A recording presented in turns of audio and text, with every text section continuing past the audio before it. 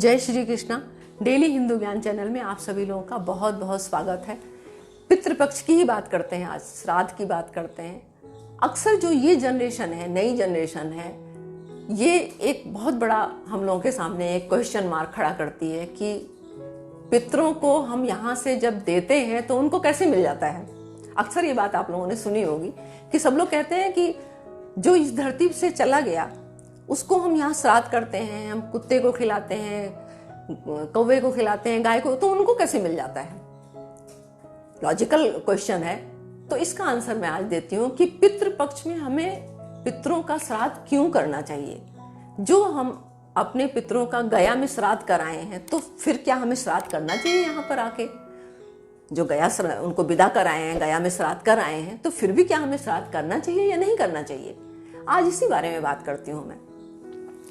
तो सबसे पहले बात करते हैं कि पितृ को कैसे, पितृ हमारे, पहली बात तो पितृ योनि में क्या है, कैसे पहुंचे पितृ योनि में। देखिए, इस धरती पे जितने भी प्राणी जन्म लिए हैं उनकी मृत्यु एक दिन निश्चित है, ये सबको पता है, ये अटल सत्य है। अब मृत्यु कई तरह से होती है। किसी की अकाल मृत्यु हो जाती है, किसी की लंबी बीमारी के बाद मृत्यु हो जाती है, कोई एक्सीडेंट में खत्म हो जाता है, तो कोई पता चलता है कि आत्महत्या कर लिया उसने, उस तरह से खत्म। मतलब अलग अलग तरीके से आप लोग देखते होंगे आसपास, डेली कुछ ना कुछ इस तरह से न्यूज आपको सुनने को मिल जाती है। कुछ अपनी पूरी जिंदगी अपने जी के, उसके बाद पूरी लाइफ जितनी होती है वो पूरी जिंदगी जी के, पूरी लाइफ जो होता है, जैसे कि एक फल होता है, वो पेड़ पे जब पूरा पक जाता है, पूरा पकने के बाद अपने आप उसको तोड़ा नहीं जाता है, अपने आप। एक आम का फल लीजिए, किसी भी फल को ले लीजिए आपकी, जब वो पूरा पक जाता है पेड़ पे, उसके बाद वो अपने आप पक के और नीचे टपक के गिर जाता है। तो एक तो ये हुआ। ऐसे ही जब इंसान जो होता है वो पूरी अपनी जिंदगी जीने के बाद, नॉर्मल पूरी लाइफ जीने के बाद उसकी जब मृत्यु होती है, तो एक मृत्यु वो जो होती है वो अच्छी मृत्यु में माना जाता है कि ये इंसान पूरी जिंदगी जी के फिर खत्म हुआ, नॉर्मल नेचुरल डेथ इसकी हुई। अब हम जो कर्म करते हैं इस धरती पे, जो भी हम कर्म करते हैं पूरी लाइफ, उन कर्मों की वजह से हमें दूसरा जीवन मिलता है। जब हम मृत्यु को प्राप्त होते हैं तो जाने के बाद हमारा जो कर्म था इस जिंदगी का, इस जीवन का, उसी के आधार पे हमें दूसरा जन्म प्राप्त होता है। ये बात आप लोगों को समझ में आ गई। अब इसके बाद जो होता है, मृत्यु के बाद हमारा, आप लोगों ने देखा होगा जब इसका कर्म कांड मृत्यु के बाद जब होता है, उसके कर्म कांड जब कराया तो पिंड दान कराते हैं। पंडित लोग जो होते हैं, ब्राह्मण लोग, वो पिंड दान कराते हैं। उसकी सफर के आगे बढ़ाने के लिए, जो आत्मा यहाँ से चली गई है उसका जो आगे का सफर है उसको पूरा करने के लिए, उसको हम लोग जो खाते हैं, अन्न ग्रहण करते हैं, तो हमारे शरीर में ताकत आती है ना, तभी तो सब कुछ बनता है, तभी तो हम एनर्जी पाते हैं ना। तो जो इस धरती से चली गई आत्मा, उसकी आत्मा को आगे जो सफर है आगे तय करना है, उसको आत्मबल हो, उसको भी ताकत मिले, इसके लिए पिंड दान कराया जाता है। आप लोगों ने देखा होगा, वो जौ के आटे का बना के उसका पिंड दान कराते हैं। तो वो जो 13 दिन तक लगातार जल अर्पण किया जाता है, जल चढ़ाया जाता है उनको, और लगातार जो कर्म कांड कराए जाते हैं 13 दिन तक, ब्राह्मण भोज कराया जाता है 13वीं वाले दिन, बहुत सारे दान पुण्य कराए जाते हैं।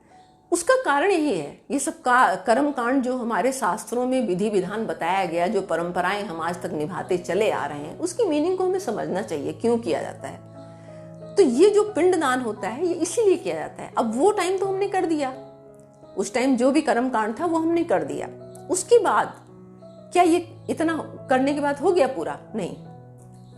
बहुत लोगों को देखा होगा आपने, हर अमावस्या, हर महीने की अमावस्या को पितरों के लिए वो जाते हैं, गंगा जी जाते हैं, स्नान करते हैं, वहां पर उनके नाम का दिया जलाते हैं, उनको तर्पण करते हैं, उनकी आत्मा को, कि जो आत्मा इस धरती से गई है अपना जीवन काल पूरा करके, वो जब तक दूसरी योनि को नहीं प्राप्त होती, यानी कि दूसरा जन्म उसका नहीं मिलता है, तब तक वो आत्मा पितृलोक में रहती है, और उसका जो सफर है, उसको मदद जो होती है, वो जो उसका परिवार है वही उसके लिए कुछ कर सकता है, उसके उद्धार के लिए।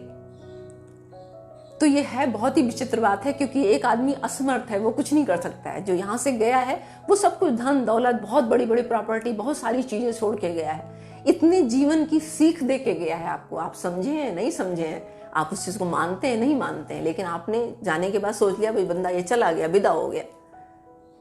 लेकिन आपका इस धरती पे उसके लिए जो फर्ज है वो आपको करना चाहिए। अब साल में बरसी मनाई जाती है, महीने का तो हमने बताया कि हर अमावस्या को किया जाता है उनको, बहुत लोग संक्रांति को करते हैं, अमावस्या को किया जाता है, उनके नाम का दान करते हैं, उनके तर्पण करते हैं उनकी आत्मा को कि आगे सफ़र बढ़े, यानी कि दूसरी योनि इनको प्राप्त हो, जहाँ रहें ये अपना जो इनका सफ़र है इनको मुक्ति मिले। ये बहुत तरह की जो आत्माएं होती हैं ना, वो प्रेत आत्मा बन जाती हैं, मतलब भटकती रहती हैं वो, जब तक कि दूसरी योनि उनको प्राप्त नहीं होती है। तो हमें कैसे पता चलेगा कि जो हमारे पितृ गए हैं उनको दूसरी योनि मिल गई है नहीं मिली है? तो ये सब इसीलिए किया जाता है। अब जो बच्चे पूछते हैं या कोई भी लॉजिकल ये क्वेश्चन पूछा जाता है कि उनको कैसे प्राप्त होता है, तो जब हम यहाँ पर उनके नाम से, पितरों के नाम से, ये जो टाइम है, ये जो 15-16 दिन का टाइम है, इसमें पितृ लोक से पितरों की आत्मा जो होती है वो, क्योंकि वो भटक रही है ना, तो वो जो है उनको पितृ, खास करके पितृ जो होते हैं उनको पता होता है कि ये मेरा परिवार है, ये मेरा बेटा है, ये मेरा बड़ा भाई है, ये मेरी बीवी है या मेरा परिवार है, उनको याद होती है इस चीज़ की। तो वो आते हैं इस धरती पे, वायु रूप में आते हैं, वो आते हैं आपके यहाँ पर, उम्मीद लगाते हैं कि आप उनके आत्मा के उद्धार के लिए कुछ करेंगे, क्योंकि वो तो असहाय है ना, तो आपको ही करना है उनके लिए। तो जब आप ब्राह्मणों को भोज देते हैं, गऊ को रोटी खिलाते हैं, जब ब्राह्मणों को भोजन कराया जाता है उनकी श्राद्ध तिथि को, तो उस टाइम पे 5 जगह अलग अलग निकाला जाता है खाना। एक गाय के लिए, एक कुत्ते के लिए, एक कौवे के लिए और एक चींटियों के लिए और एक देवताओं के लिए। ये 5 जगह निकाला जाता है कि किसी भी रूप में इस धरती पे कौवा रोटी अगर खाता है तो वो भी उनको ये माना जाता है कि ये जो खा रहे हैं ये उनको प्राप्त होगा। अब उनको कैसे प्राप्त होगा? आप ब्राह्मणों को भोजन करा रहे हैं तो ब्राह्मणों को जो माना जाता है कि ब्रह्ममुख, ब्रह्मा से उत्पन्न हुए हैं, जो ब्राह्मण है वो ब्रह्मा से उत्पन्न हुए हैं, तो इसलिए जो ये खाएंगे तो ये हमारे पितरों को प्राप्त होगा। क्योंकि आप किसी न किसी माध्यम से दे सकते हैं ना, उनको डायरेक्ट तो दे नहीं सकते हैं। चींटियों को दिया जाता है कि अगर कीड़े मकोड़े की योनि में वो पैदा हुए हैं तो उनको इस तरह से मिल जाएगा। कुत्तों को रोटी खिलाई जाती है, तो ये सब इसीलिए किया जाता है। अब वो जहां कहीं भी होंगे, अगर उनकी आत्मा मुक्त हो चुकी है, जिस भी योनि में पैदा हुए, 84 लाख योनियां हैं जिसमें कि इंसान को भ्रमण करना होता है अपने अपने कर्मों के हिसाब से। तो अगर वो किसी कीड़े मकोड़े की योनि में पैदा हुए हैं तो उनको वो जो आपने खाना खिलाया, इन सबको जो है, जो भी आपने किया खिलाने के लिए, तो वो जो खाना है वो उनको जल रूप में, वायु रूप में, और अगर जानवर के रूप में है तो वो घास तिनके के रूप में उनको प्राप्त होता है। तो वो सब चीजें जो उनको मिलती हैं, जिस भी रूप में वो जहां कहीं भी है, उनको प्राप्त होता है। और वो फिर आत्मा जो होती है वो प्रसन्न होती है और आपको उनका आशीर्वाद प्राप्त होता है। आप उनकी आत्मा के कल्याण के लिए ये सब कुछ करते हैं। तो अगर आपके पास इन सब चीज़ों को, बच्चों को आप अपने समझाइए। जब भी आप घर में किसी का श्राद्ध करते हैं या 15 दिन का आपका टाइम है, आप गऊ ग्रास देने जाते हैं, आप बच्चों को अपने साथ में रखिए। जो कुछ आप करते हैं उसकी मीनिंग, उसकी सब चीज़ों को उनको समझाते रहिए, क्योंकि आपके ना रहने पे ये परंपरा उन्हीं को निभानी है। और इसकी मीनिंग जब वो समझेंगे तो अर्थ को समझ के जब कोई काम किया जाता है, जब किसी चीज़ का हम समझते हैं कि इसका मतलब ये होता है और फिर उस कार्य को करते हैं, तो वो हम दिल से करते हैं। और जब ऐसे एक दूसरे को देख के हम नकल करते हैं, हम इस तरह से करते हैं, तो वो मन से नहीं करते हैं। यानी कि श्रद्धा जो है वो श्राद्ध श्रद्धा से नहीं करते हैं। और जब श्रद्धा से नहीं होगा तो चाहे 5 पंडित बिठाओ, चाहे 10 पंडित बिठाओ, चाहे जो मर्जी आप करो, वो उनको मिलता नहीं है। तो आप अपने बच्चों को समझाइए कि बेटा इस तरह से आप जब पितरों का हमारे ऊपर ऋण है, हमारे ऊपर पितरों का ऋण है, हमारे ऊपर माता पिता का ऋण है, हमारे ऊपर इस धरती का ऋण है, जिस धरती पे हमने जन्म लिया है, जिस देश में जन्म लिया है उसका ऋण है। ये प्रकृति जो है, जो जिनसे हम फल सब्जियां अनाज ये सब कुछ खाते हैं, लेते हैं ना, हमेशा लेते ही रहते हैं। जो कुछ भी है लेते रहते हैं। हमें लगा कि हमने पैसा दे दिया और हम खरीद लाए तो हमारा हो गया, लेकिन दिया किसने? उस पेड़ को थोड़ी पैसा मिला जिससे फल तोड़ा गया, नहीं मिला ना। तो उसका ऋण है, क्योंकि वो तो निस्वार्थ दे रहा है। कौन तोड़ के ले जा रहा है, कौन कमाई कर रहा है, कौन खा रहा है, उससे नहीं लेना देना है। प्रकृति निस्वार्थ सब चीजों को देती है। तो ये इस धरती पे आए हैं, जब तक इस सारे ऋण जो हैं, गुरु से हम शिक्षा लेते हैं, गुरु का ऋण है। माता से हम जन्म लेते हैं, वो 9 महीने पेट में रखती है, तब हम इस धरती पे आते हैं, उसका ऋण है। पिता हमारी परवरिश करता है, उसका ऋण है। तो इस धरती पे आके समाज का ऋण है, समाज से भी हम बहुत कुछ सीखते हैं। तो इसको हमें दे के जाना है।